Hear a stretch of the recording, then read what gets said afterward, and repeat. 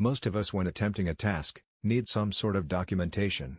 However, sometimes, we start our work, at the day begin and at the end of the day our output is 0.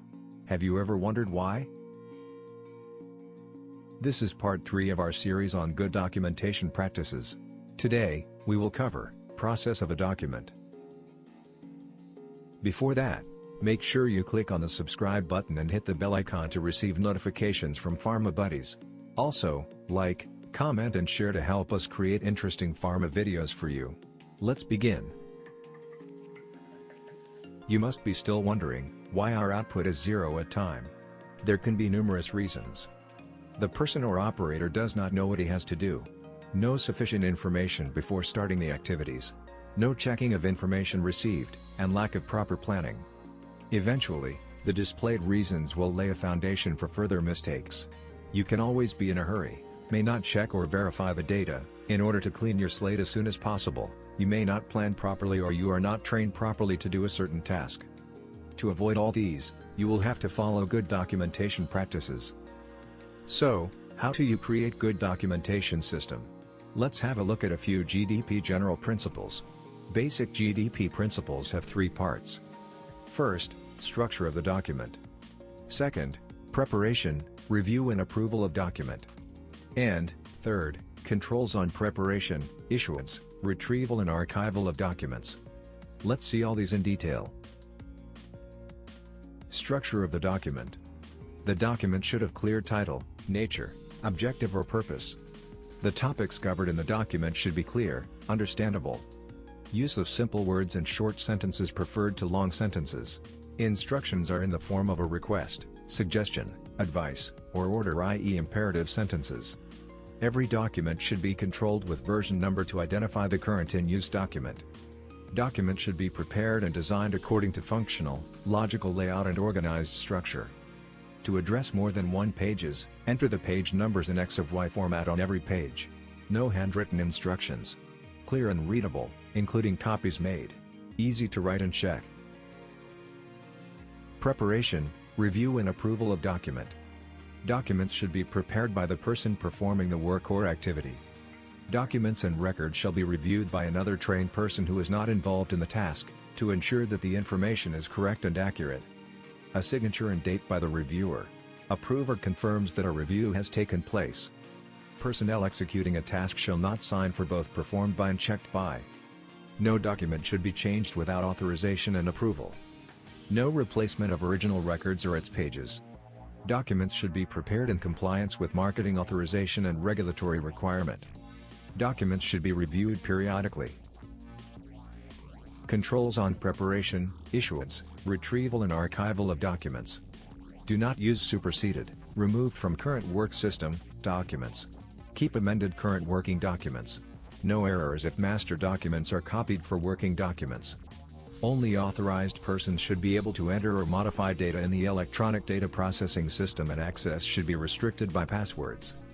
Issue copy with uncontrolled copy stamp in red color for outside agencies, testing laboratories, vendors, as an attachment to compliance report or fulfill the request from regulatory authorities. Documents should be distributed and retrieved with liability. Retention time for superseded documents. Next we will discuss a bit on recording tips. But before that, make sure you click on the subscribe button and hit the bell icon to receive notifications from Pharma Buddies. Also, like, comment and share to help us create interesting pharma videos for you. Let's begin. Recording means record data or vital information. In order to do that you should always be aware of a few unacceptable practices. Such as: do not record the data or vital information on rough books, rough papers, spiral notebooks, scrap pieces of paper, post-it notes, diaries and even legal pads. Unapproved documents or records shall not be used to perform any task or considered as an evidence of a completed task. Do not use ditto marks. Do not discard any GMP record for any reason unless the retention period expiry is reached, as it is still required for traceability. Deliberate amendment or destruction of GMP records to hide or falsify data without following good documentation practices is a fraud. Do not use arrow marks. Do not use brackets for shared signature and date. Do not use pencil, eraser or correction fluid. In any document, entries should not be done in backdate and, or in postdate. This will be treated as breach of data integrity. Investigation of such observations shall be carried out as per SOP handling of incident investigation. You may now be wondering, if there are so many aspects we have to look for, then how do we record information? Let's have a look at a few tips and tricks. Clearly record the data. Enter all the handwritten entries clearly. Do not make over. Take your time and write clearly. Just relax, take a deep breath before you begin. There is a proper method for making a correction. Make you strike out the wrong data and provide appropriate reason, justification with date and timestamp. There is a specific date format. Date should be preferably recording in typical DD, YYYY format or DD, YY format. Similarly for time, always use 24-hour clock format. First 2 digits before colon will represent hours and the last 2 digits after colon will represent minute. Date changes after midnight hours. Please remember, a GMP document is considered incomplete if the empty fields for the entries are not filled with details nor addressed with not applicable or NA if a complete sentence, paragraph, page or section or multiple rows are not related to specific activity in the sequential order, but cut it via single line, write NA and sign along with date.